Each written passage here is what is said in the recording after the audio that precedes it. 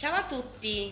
Innanzitutto mi scuso per l'audio perché probabilmente sentirete campane, picchetti di muratori, traffico della Madonna, ma le finestre di casa mia sono sottili come la carta velina. Oggi vi parlerò di due parrucchieri diversi da cui sono stata a Seoul per farmi la decolorazione. Il primo è nello Starfield Coex Mall. Ci arrivate scendendo alla fermata della metropolitana di Bongoensa. Scusate se l'ho detto male. E seguite l'uscita 7 dove ci sono poi i segnali per andare al Coex Mall. Questo grande salone di parrucchieri si chiama Saten. La prima volta che ci sono andata devo dire che l'esperienza è stata bellissima. Non mi ricordo in che giorno ci sono andata, comunque c'era pochissima gente e io sono stata affidata al, capo parrucchiere, che comunque non ricordo benissimo, ma forse un po' di inglese lo parlava, comunque avevano capito subito che cosa volevo. Il salone era bellissimo, grandissimo, ci stavano un sacco di clienti e fra l'altro mi hanno trattata proprio da regina. Saloni così in Italia non ne ho mai visti. A parte la poltroncina comodissima, automatica, che sale e scende da sola. Io mi sono trovata francamente un po' spaesata perché appunto queste cose in Italia non ci sono, quindi io non sapevo che cavolo stavano facendo. Innanzitutto ti portano un cuscino, te lo mettono in grembo così che puoi appoggiare comodamente le braccia e anche il giornale se lo vuoi leggere. Poi ti portano il menù con le bibite che hanno, che tu puoi tranquillamente ordinare gratis, accompagnate con dei dolcetti, fantastico, te le portano su un vassoietto, te lo mettono lì, bellissimo veramente. Poi i paraorecchie, cioè sono arrivati con questi piccoli involucri di plastica trasparente per coprirti le orecchie, giustamente comunque per non venire macchiate dalla decolorazione. Taglio e arrivo subito alla parte del lavatesta. Questo parrucchiere, carino fra l'altro, mi porta in questa stanza con vari lavatesta, piuttosto buia, c'era solo una luce viola, comunque vedrete dalla foto era buia. La poltroncina è come quella di un dentista, praticamente ti siedi, si alza a livello del lavandino e poi si allunga, praticamente sei sdraiato col collo appoggiato al lavandino.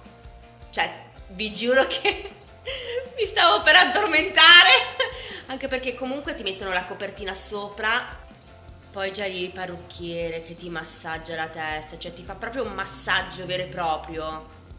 Cioè stavo veramente, oddio, devo cercare di stare sveglia.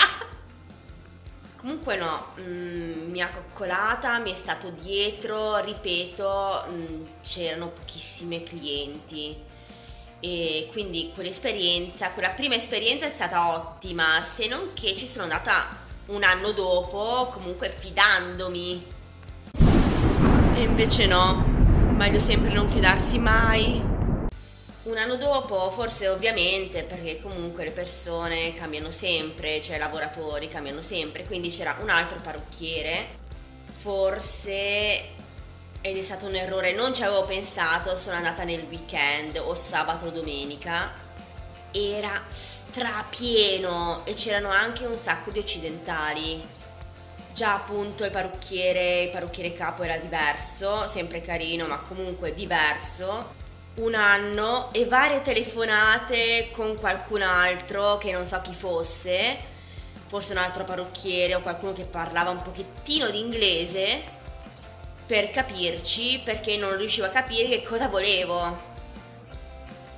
Comunque il grande errore è stato quando c'era tanta gente, non mi sono stati dietro per niente. Poi forse per accelerare il processo di decolorazione mi ha impaccottato i capelli, mi ha messo sotto una lampada calda e già lì dubitavo perché comunque i capelli, cioè li perdi se fai una cosa del genere.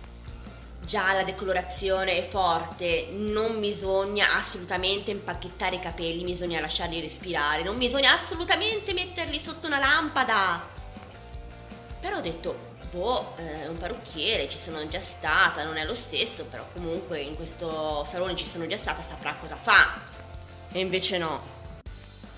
È stato più il tempo che ho passato lì da sola che il tempo in cui il parrucchiere mi è stato dietro. Quando poi mi ha asciugato i capelli alla fine, molto delicatamente, perché forse si è reso conto di quello che aveva fatto, ma è stato ben zitto.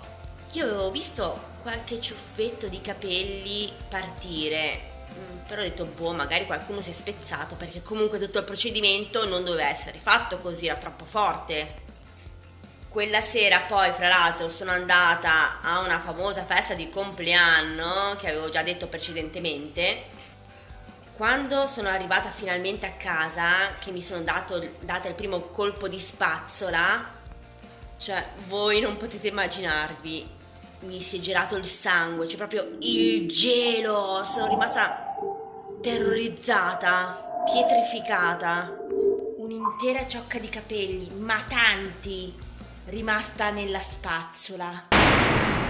Cioè, guardate la foto di quello che mi hanno fatto al Satin.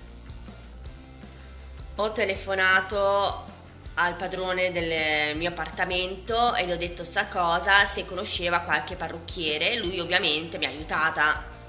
Ed ecco che ho scoperto Ikaja.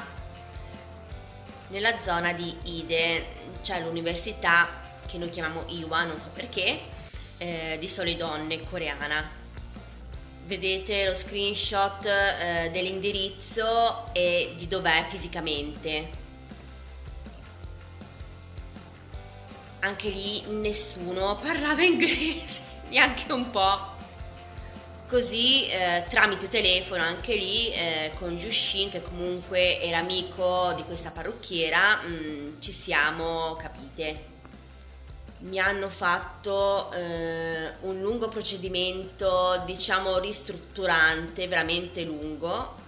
Non c'erano clienti in attesa, non c'era coda perché andavano solo su appuntamento. Quindi a ogni cliente erano addirittura riservati 2 o 3 parrucchieri. Tra l'altro, un'altra cosa particolare dei parrucchieri coreani è che vi foneranno in 2, una a destra e una a sinistra.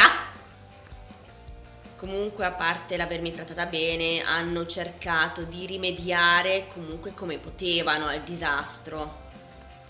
La ragazza, ovviamente non so se ci sia ancora, era molto simpatica, comunque ben disponibile. Tenete conto comunque che in Corea, comunque gli asiatici veramente hanno i capelli completamente diversi dai nostri, completamente diversi. Quindi io già questa cosa la sapevo, sappiatela anche voi e andateci proprio con i piedi di piombo se andate in un parrucchiere per farvi la tinta in Asia. Spero di avervi dato delle delucidazioni sui parrucchieri in Corea, spero di avervi anche avvertito, mi raccomando, avete visto che disastro. Mettete un like e iscrivetevi al mio canale. Ciao!